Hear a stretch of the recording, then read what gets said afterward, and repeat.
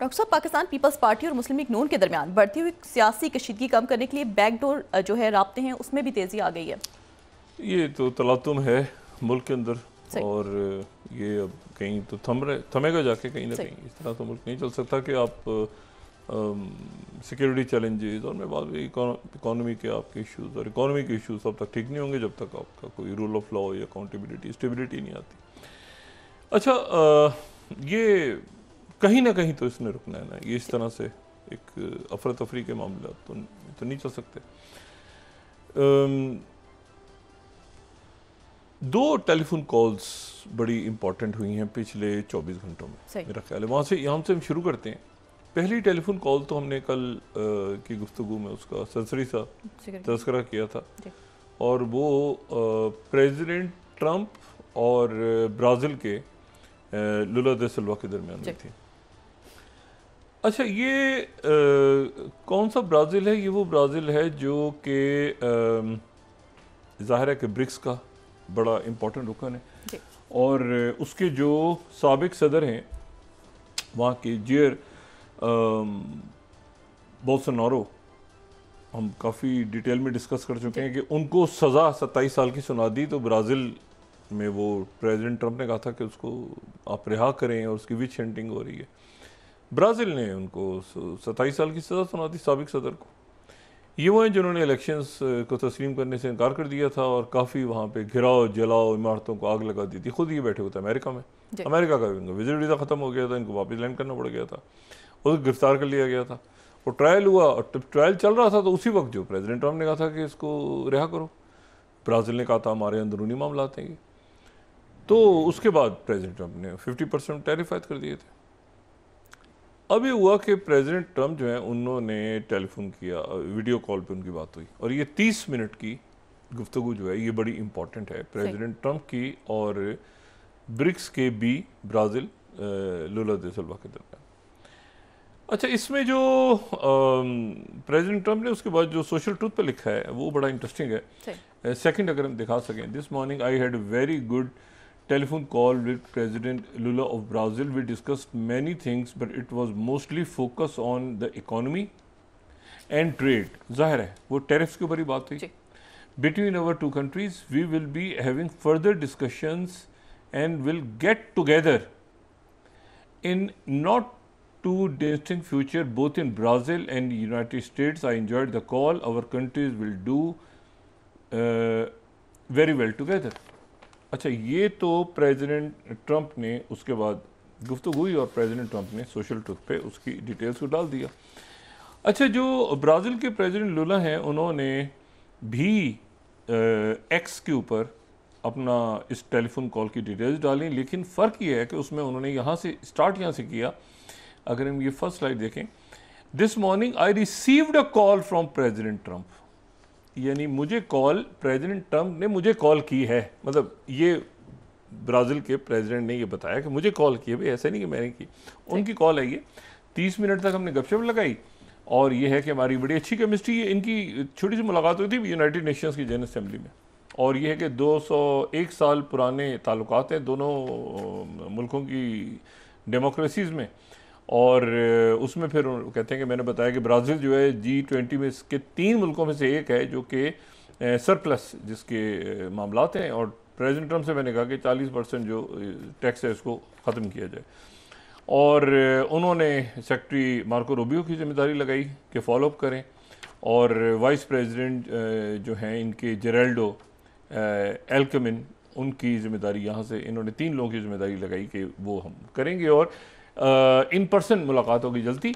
हो सकता है आसियान में हो जाए, मलेशिया में। अब ये आसियान समिट कितनी इंपॉर्टेंट हो गई है कि वहाँ पर प्रेसिडेंट लुला दा सिल्वा भी आ रहे हैं, जहाँ पे ट्रंप जा रहे हैं, और मैंने उनको फिर जो है वो दावत दी आने की, और उन्होंने भी जो अमेरिका आने की दावत दी। तो COP30 COP30 में। अच्छा, और फिर हमने एक दूसरे के पर्सनल नंबर्स भी एक्सचेंज किए, ज़ाती, ठीक है ना। ये बड़ी इंपॉर्टेंट बात है कि पर्सनल नंबर्स भी एक्सचेंज किए, ये प्रेसिडेंट लुला कह रहे हैं। और फिर मैंने मेरे साथ जो हैं दूसरे अरकान मौजूद थे। अच्छा, इसमें जो इम्पोर्टेंट बात है कि ये एक तलखी ख़त्म इसलिए इम्पोर्टेंट है कि यहाँ पर प्रेसिडेंट ट्रंप ब्लिंक कर गए। पहले उन्होंने कहा कि इसको, अच्छा वो तो बिल्कुल ही फारिग हो गया ना, बस के नीचे गया वो जो बोल्सोनारो है, उसके सारा का सारा तकिया प्रेसिडेंट ट्रंप के ऊपर ही था ना, साबिक सदर का, कि मैं बाहर निकलूँगा, मुझे ट्रंप निकालेगा, ये करेगा, वो करेगा, वो मेरे विच हंट कह रहा है वो तो बस के नीचे गया, क्योंकि प्रेसिडेंट ट्रंप की बात हो गई ब्राज़ील के सदर के साथ, और अब दोनों की मुलाकात जो है वो एक तो आसियान समिट में होगी मुमकिन है, और दूसरी जो है वो ब्राज़ील का दौरा करेंगे, ये अमेरिका का दौरा करेंगे, तो मामला ख़त्म हो गया। तो एक तो ये टेलीफोन कॉल बड़ी इंपॉर्टेंट है। दूसरी जो टेलीफोन कॉल है मेरा ख्याल है वो बहुत इंपॉर्टेंट इसलिए है कि वो हुई है रशिया के व्लादिमीर पुतिन और इसराइल के नेतन्याहू के दरमियान। अच्छा, वो जो टेलीफोन कॉल है उसका जो अलामिया है, अगर मैं यहाँ पर हम दिखा सकें उसका अलामिया जो कि क्रेमलिन से जारी हुआ है, वो क्रेमलिन का जो अलामिया मैं भी पढ़ रहा था, अगर वो हम दिखा सकें तो उस अलामिया में ये लिखा हुआ है कि जी दोनों के दरमियान जो गुफ्तगू हुई प्रेसिडेंशियल क्रेमलिन के अलामिया में, और उसमें जो है वो ज़िक्र हुआ, एक तो ज़िक्र हुआ उसमें गज़ा का, और गज़ा का, और उसमें जो मशरिक़ वुस्ता का गज़ा का जिक्र हुआ। ये अच्छा, यहाँ पर इसको ज़रा देखने की ज़रूरत है। ये इसको हम देखें ना कि अगर टेलीफोन कन्वर्सेशन क्या हुई है, अगर हम शुरू से देखें इसको स्टार्ट से, तो अगर हाँ, तो ये टू लीडर्स यहाँ से, ठीक है ना, ये नेतन्याहू और प्रेसिडेंट पुतिन के दरमियान गुफ्तगू में बात क्या हो रही है। Latest developments in middle east, in particular in light of the plan to normalize the situation in Gaza put forward by the President of United States, यानी पुतिन जो है वो इंडोर्स कर रहे हैं उस प्लान को जो कि प्रेसिडेंट ट्रंप की तरफ से फाइनल आया। उसके बाद आगे क्या कह रहे हैं, यानी आगे वो क्या कह रहे हैं कि उन्होंने जो रशिया का स्टांस था, ये पहले पैराग्राफ की जो आखिरी दो लाइंस हैं, वो कहते हैं कि रशिया का जो सपोर्ट है resolving the issue of Palestine comprehensively using the well known basis of international law, यानी रशिया मुकम्मल तौर पे फ़लस्तीनी रियासत के साथ खड़ा है। ये हमने दोबारा बात समझा दी उसको, प्रेसिडेंट पुतिन की तरफ से समझा दी गई नेतन्याहू को, और फिर उसके बाद जो है वो इंटरनेशनल लॉज के मुताबिक पैलेस्टाइन का कॉम्प्रिहेंसिव मामला हल होना चाहिए। फिर वो आगे कहते हैं कि और मामला पे भी बात हुई जिसमें जो है वो ईरान का न्यूक्लियर प्रोग्राम भी है। अब ये पुतिन और नेतन्याहू की बात हो रही है जी। और stabilise the situation in Syria further negotiations के जरिए, और यानी कल शाम को हुई, तो अब पुतिन की सालगिरह की मुबारकबाद भी दी नेतन्याहू ने, और उसके बाद जो है ये उन्होंने मुबारकबाद दी उस वक़्त उनकी जो चल रही हैं मजहबी तातीलात। अच्छा, अब यानी इसमें क्या बात हुई कि मिडिल ईस्ट के ऊपर प्रेसिडेंट पुतिन ने बात करके अपना मौका बता दिया कि हमारा मौका फ़लस्तीनी रियासत के बारे में क्या है, बैनुल अक़वामी जो कवानीन है उनके मुताबिक, और फ़लस्तीन के ऊपर रशिया और चाइना डट के खड़े हुए हैं, बल्कि बरतानिया और ये P5 में से 4 ममालिक तो एक तरफ हैं और अमेरिका भी अब उसी तरफ जा रहा है। प्रेसिडेंट पुतिन की सालगिरह है आज, जो है प्रेसिडेंट पुतिन 73 साल के हो गए, 73, यानी ये 1952 में ये पैदा हुए थे। पाकिस्तान के साबिक वज़ीर आज़म इमरान खान से ये 2 दिन छोटे हुए, इसका मतलब उम्र में उनकी 2 रोज़ पहले सालगिरह थी।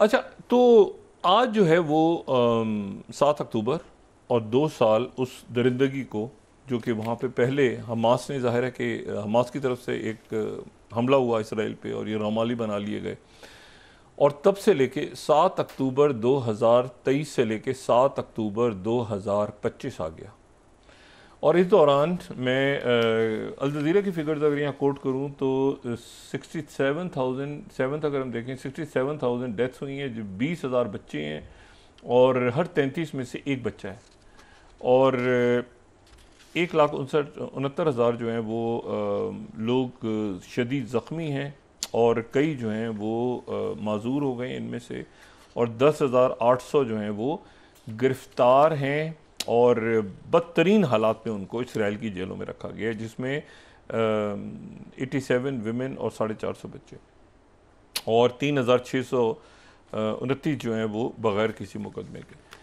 अच्छा, सेनेटर मुश्ताक जो हमारे पाकिस्तान की जमात इस्लामी के, उनको रिहाई मिल गई और उन्होंने वहाँ पर फिर उर्दन में ये कहा है कि उनको शदीद वहाँ पे तशद्दुद का निशाना बनाया गया, और इसराइली जेलों में तो इस वक्त बावले तरह बिहेव कर रहे हैं ना वो वहाँ पे उनसे क्या तवक्को करनी। लेकिन बहरहाल सेनेटर मुश्ताक खैरियत के साथ उनकी रिहाई हुई और अब इंशाल्लाह वो पाकिस्तान वापस पहुँचेंगे। लेकिन इसमें जो अहम बात है वो एक तो ये कि प्रेसिडेंट पुतिन का नेतन्याहू को फ़ोन जाना, दूसरी जो बात है वो ये है कि मामलात आगे बढ़ रहे हैं, मुज़ाकरात आगे बढ़ रहे हैं। कल एक दौर ख़त्म हुआ, आज दूसरा दौर शुरू है शर्म उल शेख के अंदर, और प्रेसिडेंट ट्रंप जो हैं उन्होंने कहा है कि ये बहुत अच्छा है, बल्कि प्रेसिडेंट ट्रंप ने एक और बयान ऐसा दिया है जो काफ़ी इस वक्त जो है वो इंटरेस्टिंग है। वो प्रेसिडेंट ट्रंप ने बयान दिया है, हालांकि जो एग्जैक्ट उनकी जो वर्डिंग्स थी ना, उनकी जो ईरान की तरफ से जो वर्डिंग्स आई थी वो ये थी कि हम तमाम जंग बंदी की जितनी भी कोशिशें हैं हम उनकी हमायत करते हैं, लेकिन प्रेसिडेंट ट्रंप ने ये कह दिया कि भाई मेरा जो प्लान है उसकी तो ईरान भी हमायत कर रहा है। यानी अब प्रेसिडेंट ट्रंप मज़ीद एक्साइटेड हैं, वो कहते हैं कि ईरान भी जो है वो मेरा जो मंसूबा और मेरी जो गुफ्तगू है उसकी वो हमायत कर रहा है, और वो प्रेसिडेंट ट्रंप जो है वो बड़े खुश हैं इस बात पे।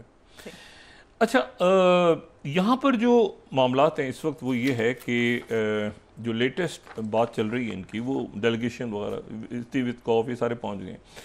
ये इनकी तरफ से जो अब बात सारी हो रही है वो ये है कि परमानेंट और कॉम्प्रिहेंसिव सीज़फायर हमास की तरफ से और अरब ममालिक की तरफ से, अमेरिका भी यही चाह रहा है और सारे मुल्क दुनिया के ही चाह रहे हैं। Complete withdrawal of Israel forces, ठीक है, फ्रॉम ऑल ऑफ गज़ा, और उसमें कोई ये गज़ा छोटा सा तो गज़ा है तो उसके अंदर बफर जोन कहाँ बनाएंगे? बफर जोन बनाने तो बाहर अपने इलाके में इसराइल में बनाने तो वहाँ तो फ़ौज उनकी होगी, यहाँ पर कैसे बनाएंगे? उसके बाद ये है कि unrestricted entry of humanitarian and relief aid, ये तो कोई लाजमी सी। अब ये देखें ना, ये भी क्या बात है कि मुज़ाकरात में ये भी शर्त है कि एक भूखा बच्चा है और एक भूखा इंसान है तो उसको खाना देंगे, तो ये भी शर्त है। यानी शराइत में ये भी है कि उसको रोटी देनी है। यानी आप देखेंगे इंसानियत कहाँ खड़ी है कि उसको रोटी और पानी देना है, ये भी एक शर्त है जिसको इसराइल मानेगा या नहीं मानेगा, कि उसको अपनी भूखा रखना है, जान से मार देना है कहत से, या दवाई देनी है या नहीं देनी, ये भी एक शराइत में शामिल है। उसके बाद ये है कि the immediate start of a full reconstruction process, ठीक है, supervised by a Palestinian national body of technocrats. यहाँ पर वो मामला फंसा हुआ था। ये हो सकता है कि अलामती तौर पे शायद प्रेसिडेंट ट्रंप को उसका इंचार्ज बना दें, कुछ कर दें, लेकिन ये है कि वो कोई एतराज़ नहीं होगा हमास को अगर प्रेसिडेंट ट्रंप को कोई टेक्नोक्रेट्स की फ़लस्तीनी सारे इकट्ठे हो जाते हैं और उस पर हमास के लोग भी और बाकी लोग भी मान जाते हैं। वो टोनी ब्लेयर कहीं गायब है दरमियान। अच्छा, और उसके बाद ये कि प्रिजनर्स एक्सचेंज डील जो है उसके ऊपर बात आगे बढ़ रही है। मरवान बरगूती के ऊपर जो है वो बिल्कुल यहाँ पे उनका नाम सर फहरिस्त है। अब ये यहाँ पे जो है ये मुज़ाकरात बढ़ रहे हैं और प्रेसिडेंट ट्रंप ने ये कह दिया कि इसमें तो ईरान भी सपोर्ट कर रहा है। सही। ईरान की तरफ से कहा गया है कि भाई हम हर उस कोशिश को खुशामदीद कहते हैं जिसके नतीजे में खुरेजी ख़त्म हो। तो प्रेसिडेंट ने कहा तो मेरा जिक्र खैर हो रहा है, देखो ईरान भी मेरे साथ है। अब वो बिल्कुल ही प्रेसिडेंट ट्रंप और एक्साइटेड, ठीक है ना।